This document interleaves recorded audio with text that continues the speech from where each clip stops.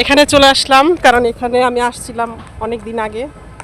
এই তামান্নার ভিতরে ঢুকছিলাম। এখানে এটা হাসনা হেনা, এটা শাপলা, এটা গোলাপ। আমি কোনটায় জানি বসছিলাম ঠিক মনে নাই, রাত্রেবেলা আসছিলাম। এটা জবা। জায়গাটা ঠিকই আছে কিন্তু বসার মতো স্কোপ নাই। আমরা এখানে এসে বসছিলাম, আমার প্রিয় বেলি।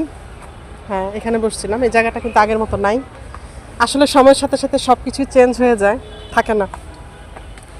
মানে লাইফ স্টাইলও চেঞ্জ হয়ে যায়, এই জিনিসও চেঞ্জ হয়ে যায়, সব চেঞ্জ হয়ে গেছে।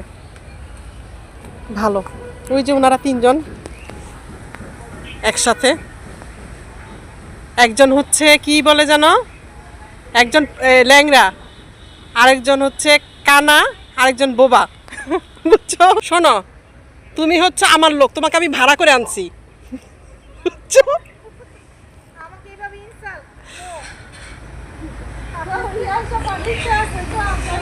কই খেয়ে দেওয়া যাও, খাওয়া দাওয়া করে যাও। আমরা চারজন পিকচার তুললাম এবং এখন একটু ভিডিও করতেছি, পোস্ট। এটা কোনো ছবি, কোনো হলো? তো এখন যেহেতু ঘড়িতে 3:30 পৌনে 4টা বাজে, আমরা এখন খেতে যাব। কোথায় বসছো? এদিক দিয়ে যাই। না আসো, এদিক দিয়ে আসো।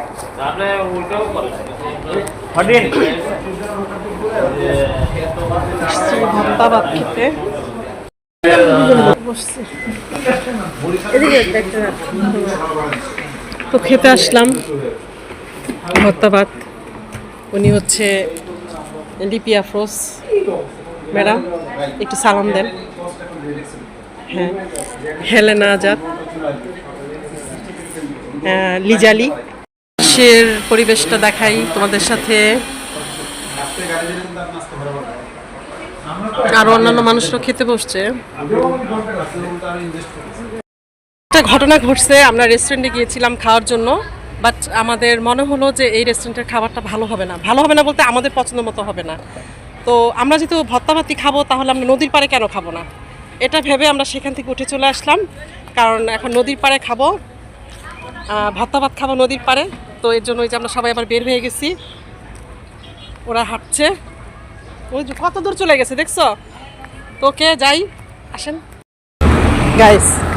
আমাকে ফেলে রেখে ওনারা দুইজন চলে গেছে, আর পিছনে আছে আরেকজন, আর ওনারা